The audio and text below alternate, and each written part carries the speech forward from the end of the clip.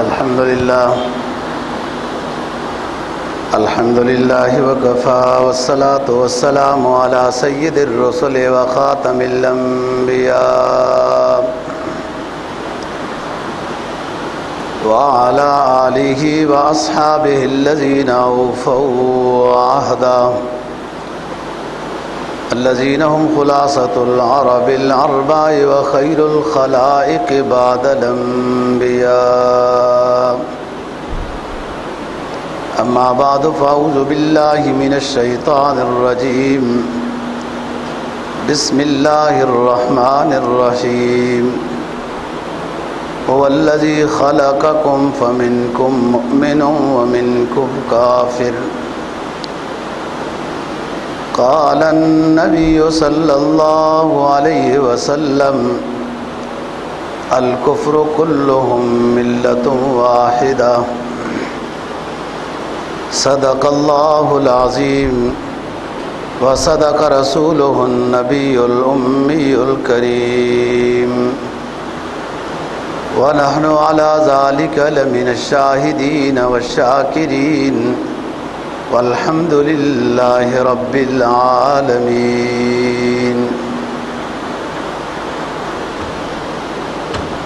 سورہ تغابن کی ایک آیت کریمہ کا حصہ تلاوت کیا ہے اور جناب نبی پاک صلی اللہ علیہ وسلم کا ایک فرمان تلاوت کیا ہے جس کو الآثار میں نقل کیا گیا ہے۔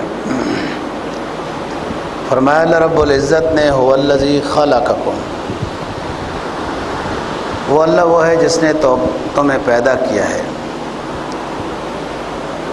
پھر پیدائش کے بعد انسان دو نظریوں میں بٹ جاتا ہے، ومنکم مؤمن ومنکم کافر۔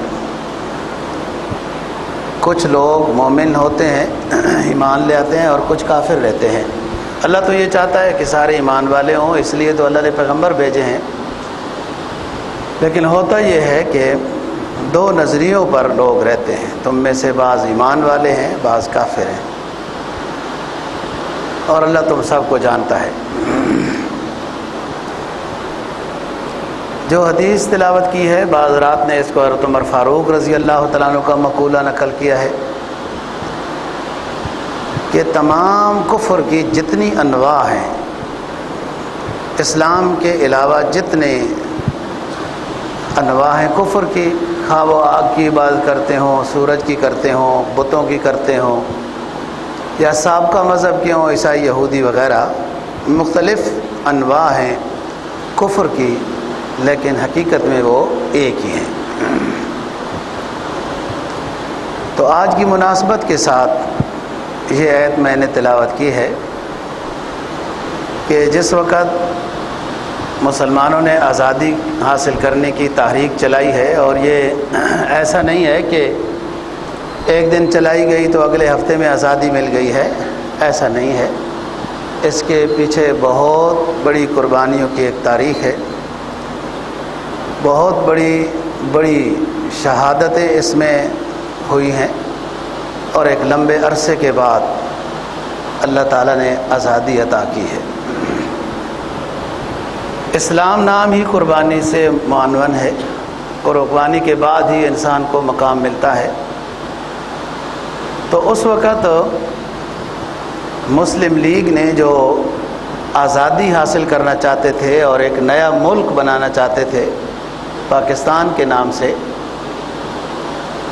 ان کا یہ نظریہ قرآن و سنت کے مطابق یہ نظریہ تھا کہ مسلمان ایک الگ نظریے کا نام ہے، اور باقی جتنے کفر کی اقسام ہیں وہ ایک الگ نظریہ ہے، لہذا ہم الگ ایک خطہ حاصل کرنا چاہتے ہیں، اسلام کے نام پر حاصل کرنا چاہتے ہیں، اور اس خطے کا نام ہم پاکستان رکھیں گے۔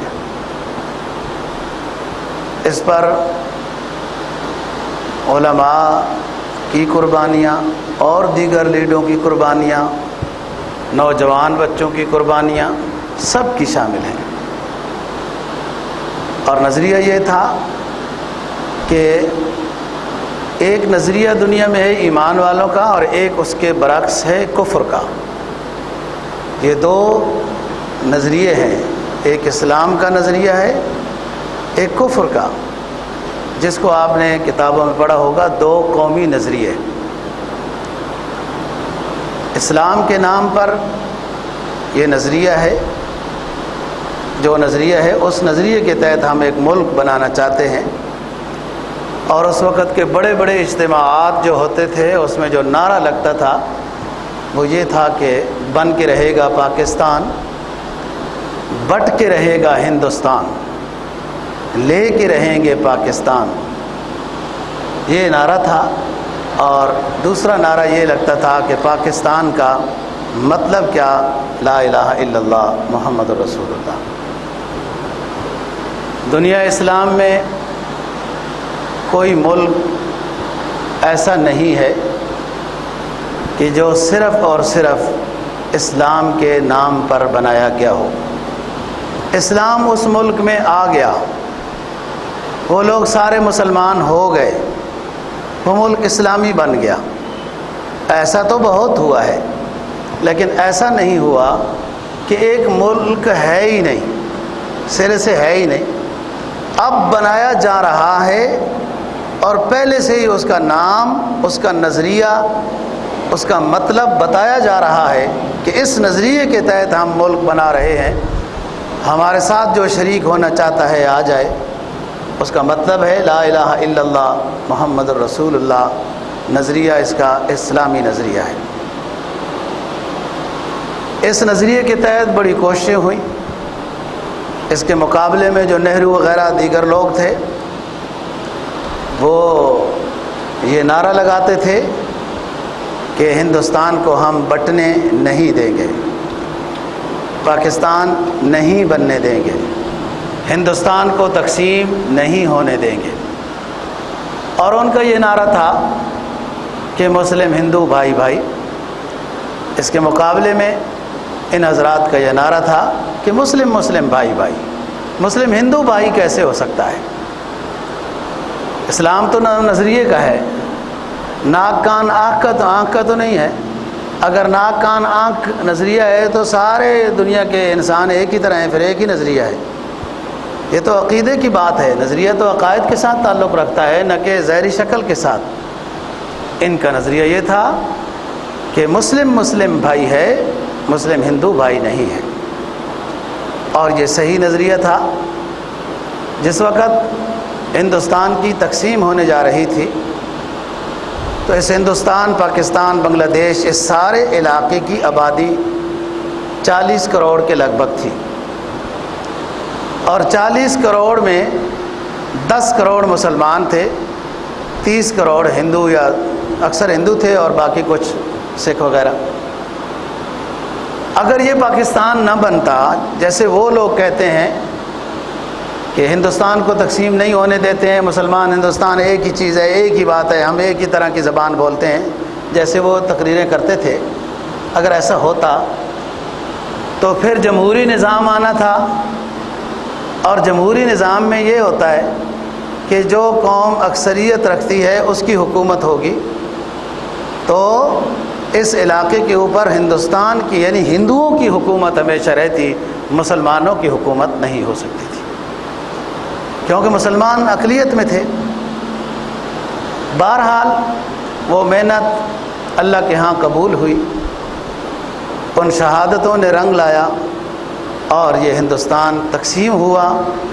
اگرچہ جس طرح تقسیم ہوا ایسا ہمیں ملا نہیں ہے، اور اس میں جو اس وقت جنرل ہمیں انگریز دے گیا تھا وہ بھی جنرل ہی تھا انگریز کی طرف سے، ہمیں جو ان سے ملا ہوا تھا۔ یہ سوچنے کی بات ہے، مسلمانوں کا ملک ہو، جنرل انگریز ہو، تو کیسے ہمارا وفادار ہو سکتا ہے؟ یہ کئی اور علاقے بھی پاکستان کے ساتھ تھے جو ہمارے ساتھ دھوکہ ہوا، کچھ اپنے بندے بک گئے وغیرہ، اور یہ چھوٹا سا حصہ پاکستان کا ہمارے اس حصے میں آیا ہے، قسمت میں آیا ہے۔ اس میں بہت بڑی قربانیاں، جس طرح عام ایک سیاسی لیڈروں کی تھی، محمد علی جناح ہے، لیاقت علی ہے، ظفر ہے، نشتر عبد الرب ہے وغیرہ، اسی کے ساتھ ہی علامہ شبیر احمد عثمانی ہے، ظفر عثمانی ہے، اور ادریس کاندیلوی، مفتی شفیع رحمہ اللہ وغیرہ وغیرہ اور بھی۔ قسمت کی اچھائی کی بات یہ تھی اس زمانے میں کہ یہ فقہی اختلاف تھا تھوڑا بہت، لیکن آپس کے اندر انتشار نہیں تھا۔ بریلوی، دیوبندی، اہل حدیث اور یوں ایسا کچھ نہیں تھا۔ اپنا اپنا تھوڑا بہت اختلاف جو دلائل کے لحاظ سے لوگ رکھتے تھے وہ ہوتا تھا، لیکن آپس میں ان اسلامی جماعتوں کے، اسلامی گروہوں کا کوئی انتشار اور نفرت کی فضا نہیں تھی، جس کا فائدہ ہوا کہ یہ متحد ہو کر میدان میں آئے اور اللہ نے مدد عطا کی ہے اور یہ حصہ پاکستان وجود میں آیا۔ یہ تو ایک اچھی قسمت تھی، اور اسی اتفاق کی ہی بدولت جب قائد اعظم محمد علی جناح رحمہ اللہ تعالی وفات پاتے ہیں تو ان کا جنازہ علامہ شبیر احمد عثمانی دیوبندی نے پڑھایا ہے۔ ان کی قبر بھی مزار قائد اعظم کے قریب ہی جامعہ اسلامیہ میں ہے۔ لیکن قسمت نے اگلے موڑ پہ ساتھ نہیں دیا کہ جو ہمارے لیڈر قائد اعظم محمد علی جناح ہوں یا لیاقت علی ہوں وغیرہ، یہ جلدی جلدی بس ختم کر دیے گئے یا ہو گئے۔ اتفاق ایسا ہوا، محمد علی جناح رحمہ اللہ تعالیٰ پہلے سے ہی بیمار چلے آ رہے تھے اور ان کے ساتھ بے وفائی بھی کی گئی کہ یہاں سے ان کو منتقل کر کے زیارت میں ڈالا گیا بلوچستان میں وغیرہ۔ لیاقت علی کی بات آپ کو پتہ ہے کہ ان کو گولی مار دی گئی۔ خواجہ ناظم الدین اچھے آدمی تھے، ان کو مجبور کیا گیا حکومت چھوڑنے پر، اور ایک جو اسلامی نظریہ، اسلامی قانون ایک متفقہ طور پر طے کیا گیا تھا پاکستان میں جو نافذ ہوگا، اس کو ختم کیا گیا، اور بعد میں اسی کشمکش میں ہم چلے آ رہے ہیں جو آج تک ہیں۔ یہ ایک سازش طے کی گئی، ایک جنرل غلام محمد تھا، اس کے ذریعے سے کہ یہاں تو دیوبندی ہیں، بریلوی ہیں، اہل حدیث ہیں، فلان ہیں، یہ کون سا اسلام لائیں گے۔ اس پر بہت بڑا کام مولانا احتشام الحق تھانوی رحمہ اللہ تعالیٰ نے کیا ہے، جن کے وہ بیٹے ہیں تنویر الحق وغیرہ وغیرہ۔ اور جس جگہ میں ایک بم دھماکہ ہو گیا تھا مسجد کے اندر، کوئی یورپ کا ملک ہے، اس میں عورت ان کی وزیر اعظم ہے، پچھلے سال میں بہت سارے لوگ وہ شہید ہو گئے تھے، ذہن میں آیا نا مسجد کے اندر۔ وہاں اس وقت اسمبلی میں جس مولانا صاحب نے تلاوت کی تھی نا، وہ عورت وزیر اعظم بیان کرنے آئی تھی، وہ مولانا صاحب جو تلاوت کرنے والے ہیں وہ مولانا احتشام الحق تھانوی رحمہ اللہ تعالیٰ کے پوتے ہیں۔ تو جب یہ نعرہ لگایا گیا کہ یہ کون سا اسلام لائیں گے یہاں پر، تو اس وقت علماء نے ایک اتحاد کی کمیٹی بنائی جس کے بڑے مولانا احتشام الحق تھانوی رحمہ اللہ تعالیٰ تھے۔ اس میں سب مکتبہ فکر کے علماء تھے، اور 22 نکات کے اوپر متفق ایک قانون بنایا گیا کہ ہم سارے متفق ہیں، اس دستخط بھی ہیں سب کے کہ اس کے مطابق آپ پاکستان میں اسلامی قانون نافذ کر دیں۔ بے وجہ نہیں ہیں چمن کی تباہیاں، اقبال مرحوم کہتا ہے نا، بے وجہ نہیں ہیں چمن کی تباہیاں، کچھ باغباں ہیں ایسے جو برق و شرر سے ملے ہوئے۔ یہ 22 نکاتی متفقہ پاکستانی آئین، یہ بس اسلامی نظریاتی کونسل کی الماری کی زینت بنا ہوا ہے جو نافذ نہیں ہوا۔ پھر اس کے بعد ایوب کا دور جب ختم ہوتا ہے، یہ بھی ان میں شامل تھے اسلامی نظریات کو ختم کرنے میں، ایوب صاحب بھی انہی کے اشارے پر چل رہے تھے، اور جو جیسا کرتا ہے پھر ویسا ہوتا ہے۔ آپ نے اگر دیکھنا ہو تو ان کی قبر ریحانہ میں آپ جا کے دیکھیں کہ اتنی بے بسی کا عالم ہے، یہ عجیب بات ہے، یہ وقت کی جرنل کی قبر ہے۔ اسلامی دفعات کو ختم کرنے میں ان کا ہاتھ ہے، اور بھی ہیں، وہ مرزا غلام محمد بھی ہے وغیرہ۔ پھر بھٹو کے ज़माने में 73 का आइन जो वजूद में आया है वो काफ़ी अच्छा है, अगरचे उसके अंदर कई कमज़ोरियाँ हैं, लेकिन उसको भी ख़त्म करने की तरतीब की जाती रही है।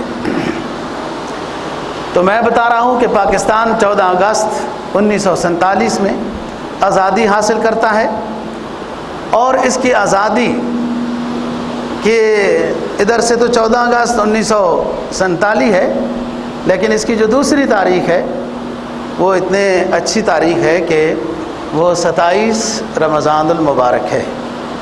उसमें शब भी 27वीं शब भी दाखिल है और दिन का 27वां रोज़ा भी दाखिल है।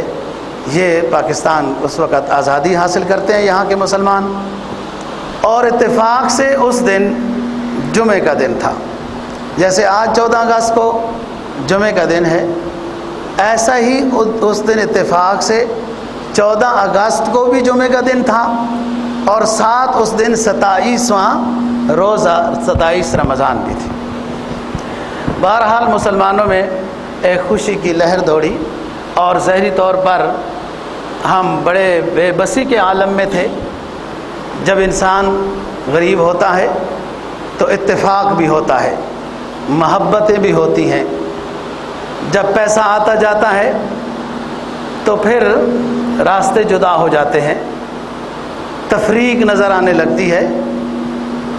मालदार समझता है हम बड़े लोग हैं, गरीब हमारे साथ क्यों बैठते हैं।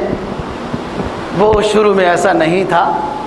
जिस इत्तेफाक की बरकत से अल्लाह ताला ने एक बहुत बड़ी नेमत से हमें नवाजा है, इस नेमत की कदर सही माना में नहीं की गई और ऐसी ही लैतुल आल के साथ काम चलता रहा।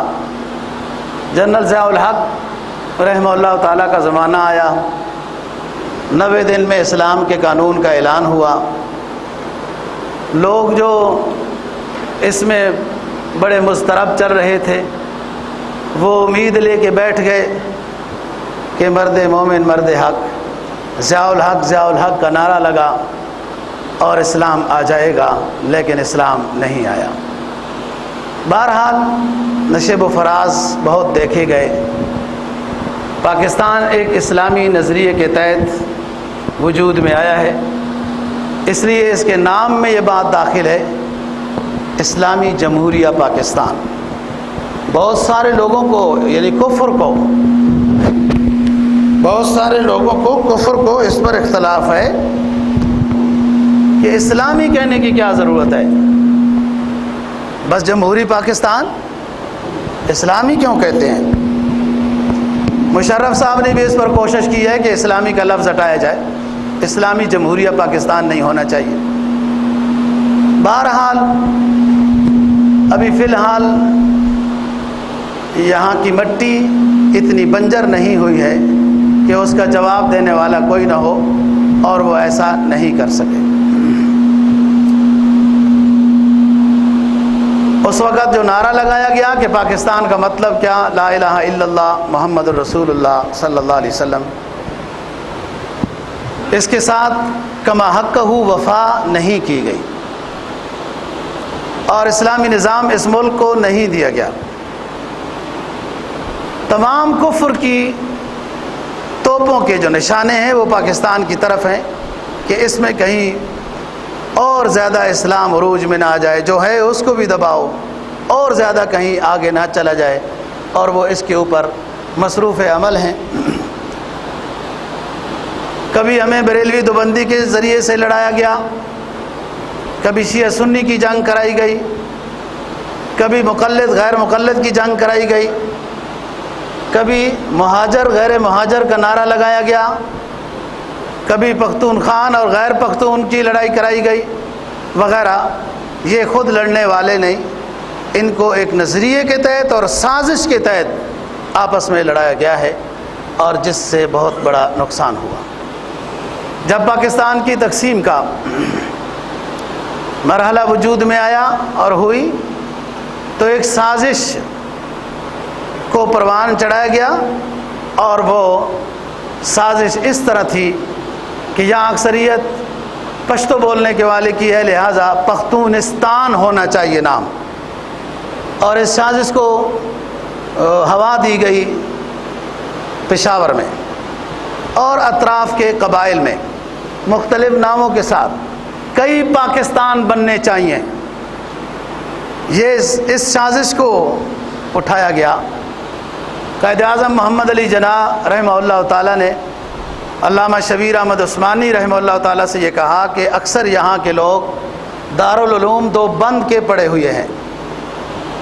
پشاور کے نوشہرہ اور آگے قبائل کے جو علماء ہیں، تو لہٰذا آپ حضرات جائیں اور ان کو یہ سمجھائیں کہ مختلف زبانیں ہو سکتی ہیں مسلمانوں کی، مختلف لباس ہو سکتے ہیں مسلمانوں کے، مختلف رنگ روپ ہو سکتے ہیں مسلمانوں کے، لیکن مسلمانوں کا نظریہ ایک ہوتا ہے.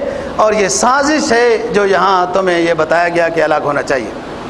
اس پر قدرت اللہ شہاب نے اپنے شہاب نامہ میں بڑی اچھی بات لکھی ہے. کہا کہ ہندوستان میں 20 زبانیں ہیں، ادھر یہ سازش نہیں کی گئی کہ ہر زبان کا الگ ہندوستان بننا چاہیے. اور یہاں ایک چھوٹا سا خطہ تھا پاکستان، اس میں لادینی طاقتوں نے اس سازش کو پروان دینے کی کوشش کی کہ یہاں پر مختلف پاکستان، تاکہ ان کو اور تقسیم کیا جائے نا. جب بندہ تقسیم ہو جاتا ہے، کمزور ہو جاتا ہے. جیسے خلافت عثمانیہ کی ٹوٹنے کے بعد ہم کمزور ہیں. ہم جہاد کا نام بس چھپ چھپ کے چار دیواری کے اندر تو لے سکتے ہیں، عالمی طور پر آپ جہاد کا نام بھی نہیں لے سکتے. اور جب خلافت عثمانیہ تھی تو اس وقت کفر سوچتا رہتا تھا کہ ان کو ختم کیسے کریں. اتفاق میں بڑی برکت ہوتی ہے، اتحاد کے ساتھ اللہ کی قوت ہے. اللہ کا اعلان ہے قرآن میں، اگر تم متفق ہو رہو گے تو ہماری مدد و نصرت تمہارے ساتھ شامل حال رہے گی. بہرحال قائد اعظم محمد علی جناح رحمہ اللہ تعالیٰ نے جب علامہ شبیر احمد عثمانی کو بھیجا، ان کے ساتھ سکی کیفی صاحب تھے اور حضرات بڑے بڑے تھے، تو وہاں کے علماء کو سمجھایا گیا، مختلف علاقوں میں بیانات اور تقاریر کی گئیں. وہ جو سازش تھی وہ ختم ہو گئی کہ ہم کئی پاکستان بنائیں گے. تو قدرت اللہ شہاب اپنے شہاب نامہ میں لکھتا ہے کہ وہاں کئی زبانیں ہیں، وہاں یہ سازش نہیں کی گئی ہندوستان میں کہ کئی ہندوستان بننے چاہیے.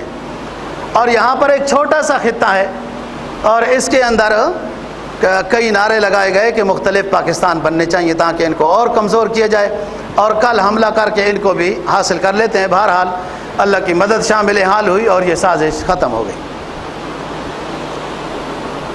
اس کے ساتھ جب یہ سازش ختم ہوتی ہے اور جھنڈا لہرانے کا ٹائم آتا ہے تو 2 جگہوں میں جھنڈے لہرائے گئے، ایک مشرقی پاکستان میں اور ایک مغربی پاکستان میں. مشرقی پاکستان یعنی بنگلہ دیش میں جھنڈا مولانا ظفر احمد عثمانی رحمہ اللہ تعالیٰ نے لہرایا ہے، اور اس پاکستان میں علامہ شبیر احمد عثمانی، جن کی تفسیر عثمانی بڑی مشہور ہے، ایک ہی جلد میں ہے، اب کئی دفعہ 2 جلدوں میں بھی چھپتی ہے تفسیر عثمانی. شافعات مرحوم نے اس تفسیر کو 14 زبانوں میں ترجمہ کرا کے پوری دنیا میں تقسیم کیا تھا. یہ بڑی جامع معنی تفسیر ہے. اس کو مکمل کرنے والے علامہ شبیر احمد عثمانی ہیں. یہ اصل میں تو شیخ الہند محمود الحسن رحمہ اللہ تعالیٰ کی تفسیر تھی. یہ نظرات نے مالٹا کی جیل میں جب انہوں نے تحریک آزادی چلائی اور یہ فتویٰ دیا کہ انگریز کی حکومت میں نوکری کرنا ناجائز ہے، بہرحال شیخ الہند محمود الحسن کو مکہ مکرمہ سے پکڑا گیا اور کالا پانی جیل، وہ جو جزیرہ ہے مالٹا، اس کے اندر انہیں بند کیا گیا. اور ان کے ساتھ سخاکوٹ کے ایک مولوی صاحب تھے، علامہ شبیر احمد عثمانی تھے، اور حسین احمد مدنی تھے. شبیر احمد عثمانی نہیں تھے، حسین احمد مدنی تھے وغیرہ. وہاں پر چند پاروں کی تفسیر لکھی گئی جو مکمل نہیں ہوئی. بعد میں یہ 1919 میں وفات ہوتی ہے دارالعلوم دیوبند میں اللہ شیخ الہند محمود الحسن کی. تو اس وقت یہ تفسیر مکمل نہیں تھی، چند پارے ہوئے تھے.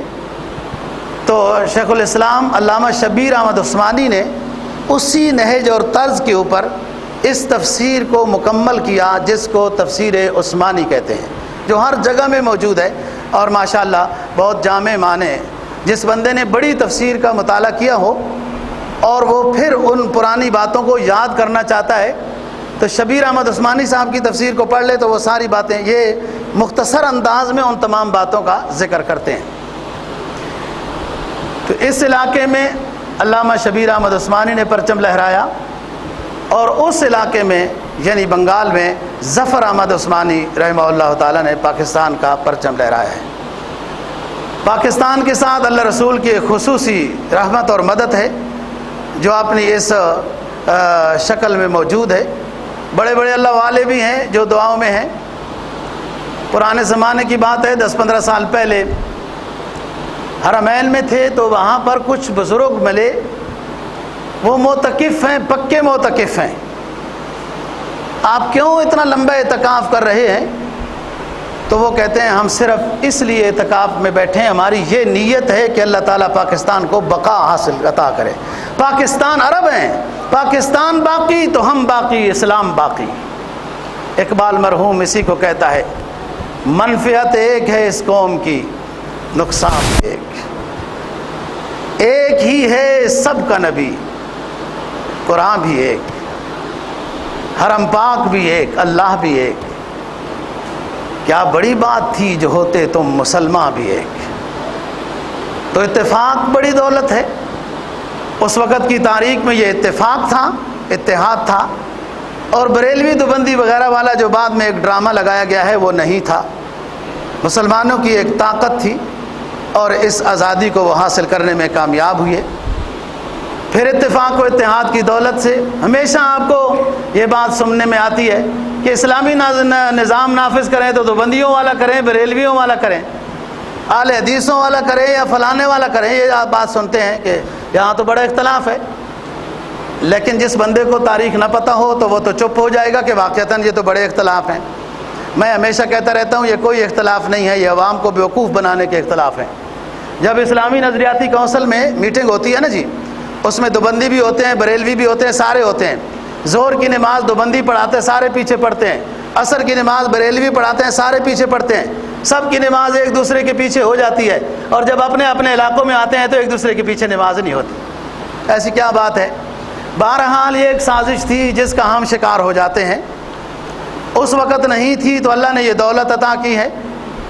پھر یہ سازش کا حصہ ہم نہیں تھے تو سب علماء کا اتفاق طور پر 22 نکات کے اوپر اتفاق ہوا کہ اس کے اوپر ہم متفق ہیں، بریلوی بھی، دیوبندی بھی، اہل حدیث بھی، جماعت اسلامی بھی، شیعہ بھی وغیرہ اور جتنے جماعتیں ہیں، سب کے دستخط ہیں کہ حکومت ہم سے یہ نہ گلہ کرے کہ ان کا آپس میں اتفاق نہیں، ہمارا اتفاق ہے، اس 22 نکات کے اوپر ہمارا اتفاق ہے، اسلامی قانون نافذ کریں جو اس کے اندر ہم نے بیان لکھا ہے۔ اور یہ مولانا احتشام الحق تھانوی رحمہ اللہ تعالیٰ کے نگرانی میں یہ کام ہوا ہے، اور یہ 22 نکاتی پروگرام متفق علیہ اسلامی نظریاتی کونسل کی الماری کی زینت ہے۔ ہم اس نظام سے، اسلامی نظام سے ابھی تک محروم ہیں۔ معلوم یہ ہوتا ہے کہ ہماری ابھی کوالٹی اتنی اچھی نہیں ہے۔ اسلامی نظام ایک بہت عظیم نعمت کا نام ہے، بہت عظیم نعمت کا نام ہے، جس میں عدل و انصاف اور سب کچھ ہو جاتا ہے، اور قرآن اس میں تو بہت عظیم بات کہتا ہے۔ فرمایا وَلَوْ أَنَّهُمْ أَقَامُوا التَّوْرَاةَ وَالْإِنْجِيلَ وَمَا أُنزِلَ إِلَيْهِمْ مِنْ رَبِّهِمْ لَأَكَلُوا مِنْ فَوْقِهِمْ وَمِنْ تَحْتِ أَرْجُلِهِمْ بِمَا كَانُوا يَكْسِبُونَ۔ اگر ایمان والے ما انزل الیہم کو نازل کریں، جو اللہ نے لا بھیجا، قرآن بھیجا، دستور بھیجا، اگر ایمان والے اس کو نافذ کریں، لا کلو من فوقہم، آسمان ان کے اوپر رحمت برسائے گا، زمین سونا اگل دے گی، اللہ کی رحمت مدد شامل حال ہو۔ اور جب بندہ وعدہ کرتا ہے نا جی، یا تو وعدہ ہی نہ کرے، جب وعدہ کرتا ہے اور وعدے کی وفا نہیں کرتا تو بدنام بھی ہو جاتا ہے، گنہگار بھی ہو جاتا ہے، اللہ بھی ناراض ہوتا ہے۔ ہم نے جو وعدہ کیا کہ پاکستان کا مطلب کیا، لا الہ الا اللہ، اس وعدے کی پاسداری نہیں کی، جس کی وجہ سے ہمارے اوپر طرح طرح کے مسائل و مصائب کا سامنا رہتا ہے۔ اللہ تعالیٰ مسلمانوں کو اتفاق و اتحاد کی دولت عطا کرے، پاکستان اس عظیم نعمت کی قدر نصیب فرمائے، اور اس کے اندر جو وعدہ اور معاہدہ تھا اسلامی نظام نافذ کرنے کے، اس کی جرأت عطا کرے۔ صرف نام لینے سے اسلام نافذ نہیں ہوتا۔ اللہ دین کی سمجھ اور عمل کی توفیق نصیب فرمائے۔